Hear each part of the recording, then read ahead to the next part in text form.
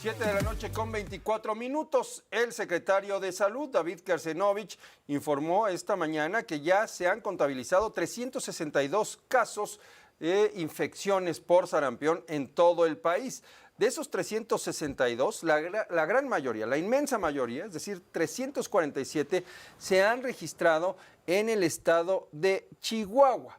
De ellos, pues desafortunadamente ha perdido la vida una persona, aquí se lo dimos a conocer, un hombre de poco más de 30 años de edad que padecía diabetes, que tenía otras comorbilidades y que la semana pasada perdió la vida. Vamos a hablar del tema con el doctor Alejandro Sánchez, él es infectólogo, investigador del Instituto de Infectología de la Universidad Nacional Autónoma de México. El sarampión es un tema que pues ha venido llamando la atención y que viene creciendo durante los últimos meses. Alejandro, ¿cómo estás? Te saludo con mucho gusto. Buena tarde.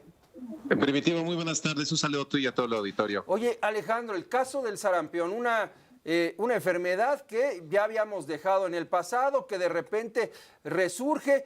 ¿Qué tan preocupante es esta situación que hoy, particularmente, y según lo ha confirmado el secretario de Salud, se concentra en el estado de Chihuahua? Pues mira, sí es preocupante y más bien hay que ocuparse. En lo que corresponde a la Secretaría de Salud, la tiene más o menos fácil porque tiene que vigilar la vacunación. Los casos que se han dado son precisamente en aquellas personas que no se han vacunado. Y más en la parte del norte, porque justo en Estados Unidos tenemos todavía menos vacunación por este movimiento antivacunas que hay. Hay mucha gente que se está enfermando de sarampión y de otras enfermedades que ya habíamos erradicado. Pero justo desde hace más de 10 años, en México las tasas de vacunación ya han caído a tal nivel que no se tiene la cobertura necesaria para poder tener la inmunidad de rebaño y hacer que no se esparza la enfermedad. A ver, ¿por qué han caído esas tasas de vacunación? Pues mira, hay que hacer los análisis. Yo creo que el principal es la escasez de las vacunas. Ajá. Y la otra habría que ver si es una cuestión de voluntad de las personas, pero me parece que aquí la gente sí se va a vacunar siempre y cuando pues las haya disponibles. Y esto yo creo que es lo que ha fallado en los últimos 10, 8 años. O sea, estamos hablando de 8 años en donde comenzó a fallar el sistema de vacunación, eso de que todo el mundo presumía a México como un ejemplo internacional. ¿Eso ya no lo es? ¿Ya no existe?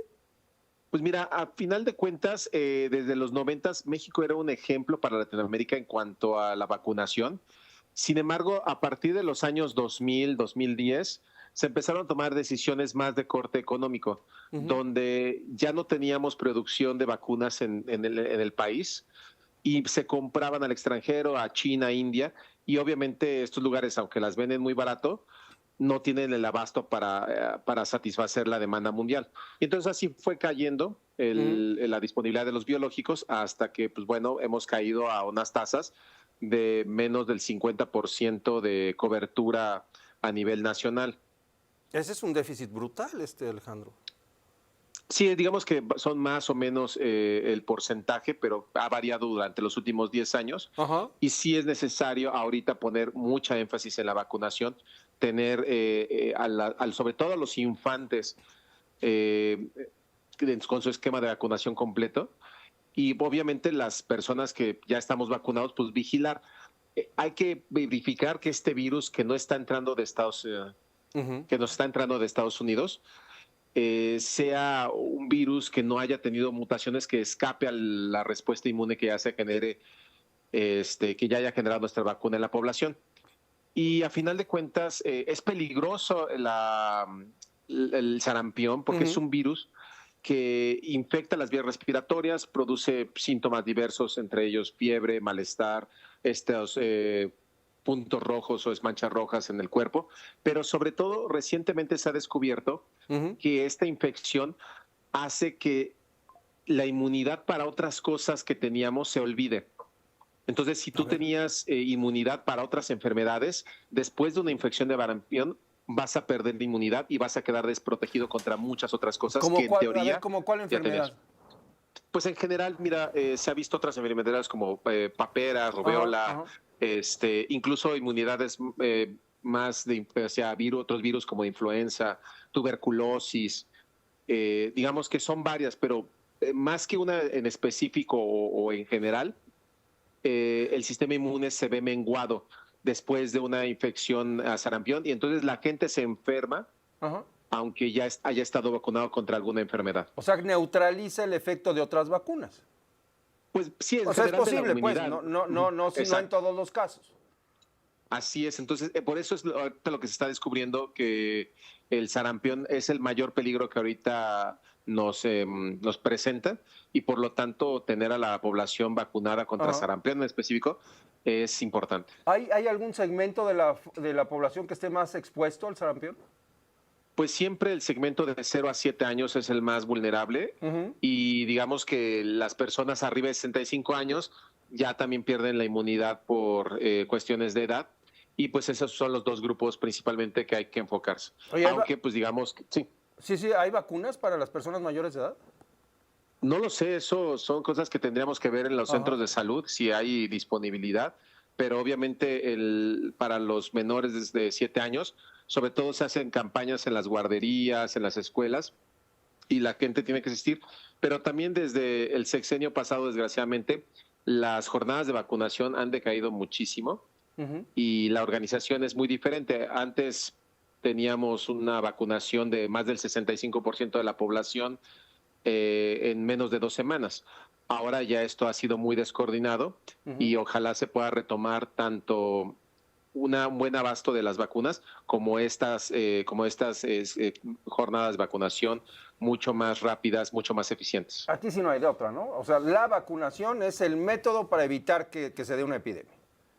Así es, y mira, las vacunas son pertinentes cuando el patógeno que nos ataca, el daño que puede hacer es muy grande o es irreversible, entonces no puedes esperar a que te infectes para tomar una inmunidad natural.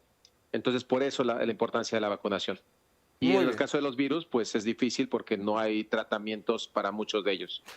¿Hay algo que debemos saber para prever, para no contagiarnos? Pues simplemente revisar el esquema de vacunación. Cuando se presenta un caso, pues eso se reporta y se le da un seguimiento epidemiológico para evitar que se disipe, ¿no? Sobre todo en aquella población que no tiene todavía las vacunas, es donde se debe tener más cuidado. Muy bien. Pues Alejandro, muchas gracias por habernos tomado esta llamada. Muchísimas gracias a ti, Primitivo. Un placer.